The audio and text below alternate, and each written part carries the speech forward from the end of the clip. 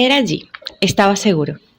La exaltación que bruscamente se apoderó de Paul Lambert, ese sentimiento de plenitud, de estar por fin con ellos, no podía engañarle. Sí, era allí, en aquel lugar gris, sucio, pobre, triste, maloliente, fangoso.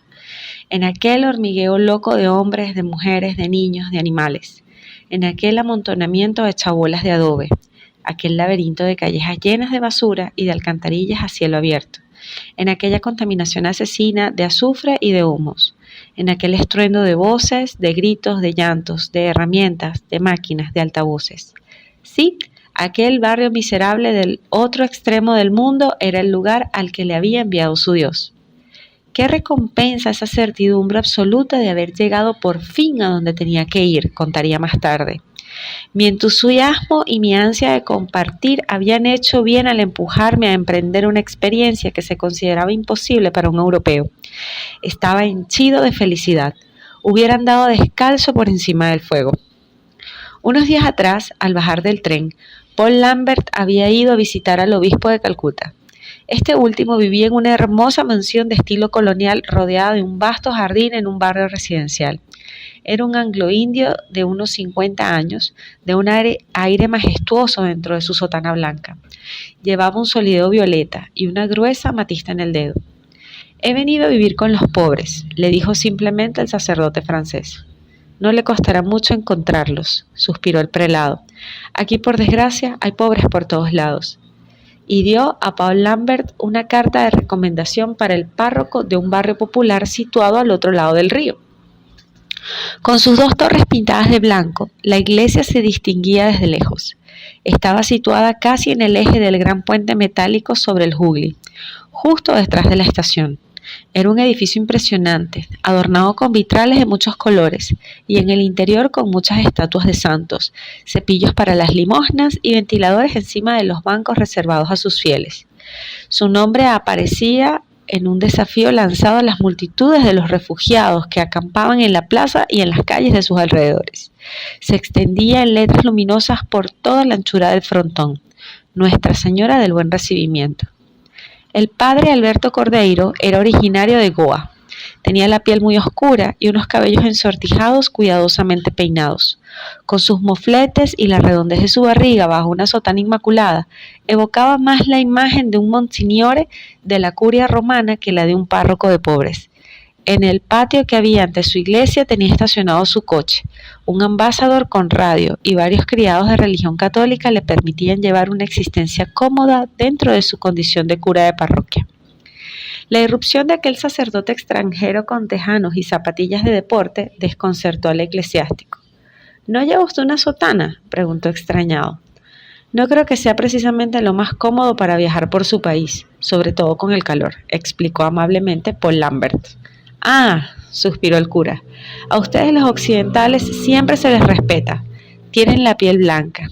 En cambio, para nosotros, los curas indios, nuestra sotana es a la vez un emblema y una coraza.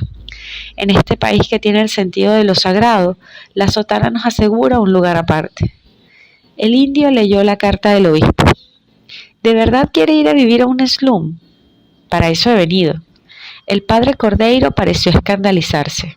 Con aire sombrío y preocupado, comenzó a pasear de un lado para otro. «Pero no es esta nuestra misión de sacerdotes. Aquí la gente solo piensa en aprovecharse de uno. Usted les da la punta de un dedo y ellos se toman el brazo. No, amigo mío, no se les presta ningún servicio yendo a compartir su existencia. De este modo, usted corre el riesgo de alentar su pereza natural y de hacer que ellos dependan de lo que usted les dé». Interrumpió su ir y venir para plantarse ante Lambert. «Además, no se va a quedar allí indefinidamente. Cuando vuelva usted a su país, es a mí a quien vendrán a bramar que el clero no hace nada por ellos. Pero si nosotros, los curas indios, hiciéramos una cosa así, dejarían de respetarnos». Evidentemente, la idea de ir a habitar el barrio de Chabolas nunca había pasado por la cabeza del buen padre Cordeiro.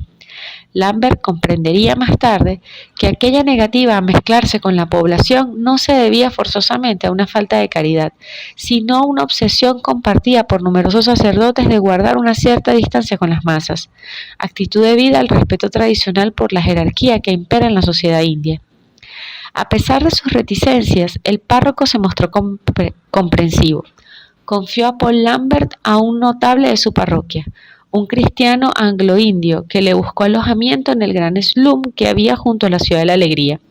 2 días después, a las 5 de la tarde, el francés y su guía se presentaron en la entrada del barrio. El rojo del sol poniente se velaba como un manto de vapor grisáceo. Un olor a incendio caía sobre la ciudad a medida que se encendían por todas partes las chulas para guisar la cena.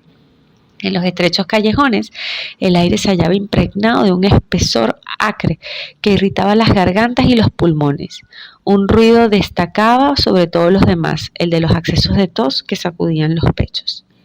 Antes de llegar a Calcuta, Paul Lambert había pasado unos días en un slum de la región de Madrás, construido cerca de una mina, en pleno campo. Un slum lleno de luz y de esperanza, porque sus habitantes salían de allí cada mañana para ir a trabajar al exterior y sabían que un día u otro iban a vivir en una verdadera ciudad obrera. En Annagnagar sucedía al revés. Todo el mundo parecía estar instalado allí desde siempre y para siempre. Una impresión que confirmaba apenas entrar la intensa actividad que se desarrollaba en el slum. Perezosos aquellos pueblos que lo rodeaban al abrirse paso tras su cicerone anglo-indio. Más bien hormigas, afirmará más tarde. Todos se atareaban de un modo u otro, desde los ancianos más agotados hasta los niños que apenas sabían andar. En todas partes, ante el umbral de cada chabola, al pie de cada tenderete, en una sucesión de tallercitos o de minifábricas, Lambert descubría personas ocupadas en vender, comerciar, producir, hacer chapuzas, reparar, seleccionar, limpiar, clavar, pegar, agujerear, llevar, arrastrar, empujar. Después de 200 metros de exploración, se sintió como borracho. 19 Fakir Bagan Lane. La dirección se había pintado sobre 2 maderos claveteados que servían de puerta a un pequeño recinto sin ventana, con una anchura de poco más de 1 metro y el doble de profundidad. El suelo era de tierra pisonada y el techo de bambú, dejando ver el cielo por los agujeros del tejado en el que faltaban tejas.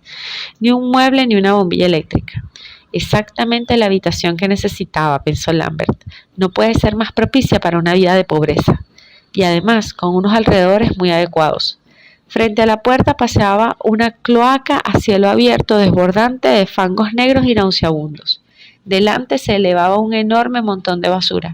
Al lado, un pequeño estrado que se levantaba encima de la cloaca albergaba bajo un tejadillo una minúscula tea shop. Excepto el propietario, que era hindú, todos los habitantes del barrio eran musulmanes. El propietario de aquel chamizo, un grueso bengalí en camiseta, era considerado como uno de los hombres más ricos del slum. Poseía una manzana de casas al final de la calleja, donde había letrinas y un pozo. Hizo traer de la tea shop té con leche y azúcar en unas tazas de barro cocido que se tiraban después de usarlas. ¿Está usted bien seguro, Father, de que es aquí donde quiere vivir?, preguntó mirando al visitante con incredulidad. Sí, dijo Paul Lambert. ¿A cuánto sube el alquiler? 25 rupias al mes, $2, que se pagan por adelantado. 25 rupias, se indignó el anglo-indio. 25 rupias por esta covacha sin ventanas es un robo. Trato hecho, cortó Paul Lambert, abriendo su portamonedas. Aquí tiene 3 meses de alquiler.